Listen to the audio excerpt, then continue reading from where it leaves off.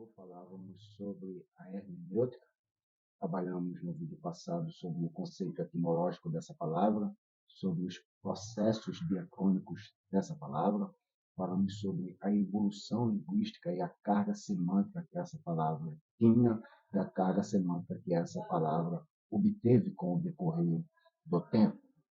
Hoje, nesse vídeo aqui, vamos falar um pouco da hermenêutica na prática, como utilizar esses métodos. Bom, antes de tudo, é interessante ressaltar e enfatizar e entender que o hermeneuta é aquela pessoa ou aquele ser que deve se transportar mentalmente para o século I e interpretar o Novo Testamento, por exemplo. Ele deverá se colocar do ponto de vista do autor e procurar entrar na sua alma, entrar na alma do autor, até que, falando simbolicamente, viva a vida do autor e pense os pensamentos do autor.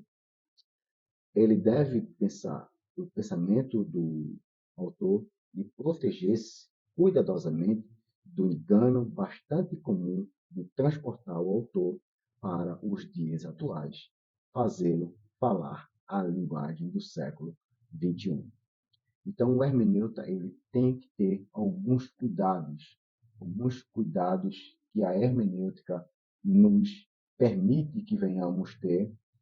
Esses cuidados que devemos tomar, existem algumas definições preliminares para esses cuidados que devemos tomar quando estamos diante de um texto ou diante de um texto bíblico.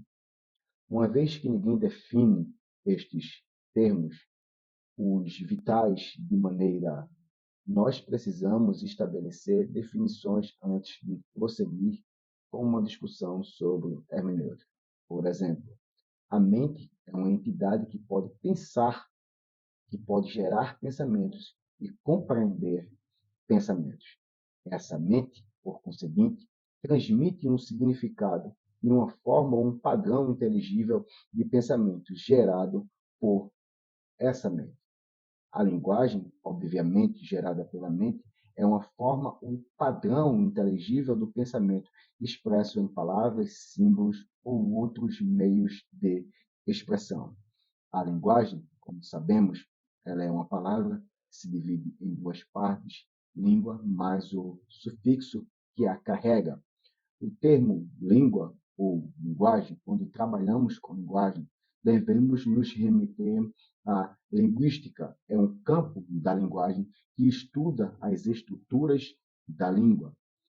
Dentro da linguística moderna, temos o pai da linguística moderna, que é chamado de Ferdinand Saussure.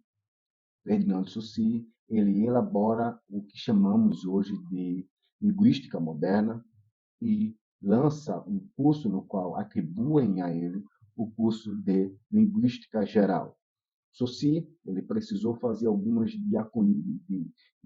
dicotomias do que seja a língua, do que seja a linguagem. Saussure, ele disse que a língua, ela pode ser dividida em duas instâncias. Ela pode ser dividida em langue e parole. Langue diz respeito às estruturas linguísticas. Essas estruturas linguísticas são sociais, portanto, convencionais. A parole seria a língua individual, o meu modo de falar. Desse modo, ele é livre, diferentemente da langue, da parole, que é convencional.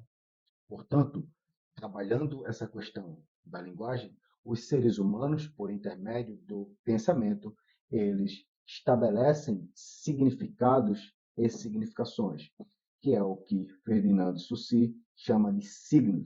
O signo linguístico, para Ferdinand Saussure, é dividido em duas categorias, o significante e o significado. Obviamente, o significado é o conteúdo expresso e o significado é a imagem acústica do conteúdo que foi expresso. Essa imagem acústica diz respeito ao referente que há no mundo. Esses referentes que estão no mundo, ou esses referentes que há no mundo, diz respeito às coisas nas quais os substantivos irão cognominar. Portanto, as palavras, os pensamentos são compostos de palavras. Pensamos por intermédio de uma linguagem. Eu diria para você que primeiro falamos, depois pensamos, pois só pode existir pensamento por intermédio da língua. Tendo dito isso, eu quero dizer que os textos ou a forma de pensar, elas estão constituídas ou estão dentro da linguística. A linguagem ela é algo particular de uma comunidade, ou seja, de uma comunidade na qual aquela estrutura linguística se convencionalizou. No século I, trabalhando com o Novo Testamento, temos o grego koiné com as suas particularidades. Lembre-se, língua e cultura estão entrelaçadas.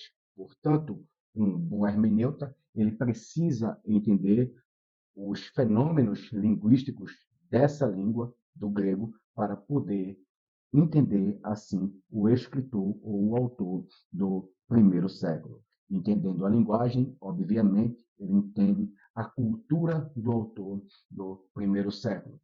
Tendo dito isso, eu quero dizer que defendo o método interpretativo histórico-gramatical. Por que histórico?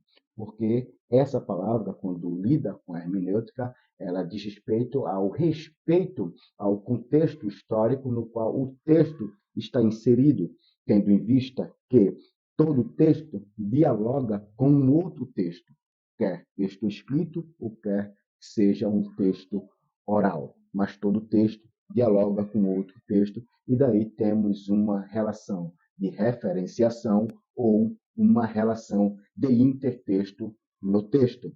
Portanto, entender o contexto é essencial para interpretar o texto de forma correta. Além de defendermos um método histórico, também defendemos um ponto de vista gramatical, no qual entendemos que o sentido das palavras, ou o sentido do que o mensageiro quer passar, do que o autor quer passar, está incluso nas estruturas e nas nuances linguísticas ou gramaticais nas quais ele apresentou no seu texto. Portanto, um bom hermeneuta ele precisa, de forma muito séria, se voltar para a gramática, se voltar para os estudos da língua, como, por exemplo, a língua portuguesa e a língua grega. É muito importante para que você possa interpretar o texto.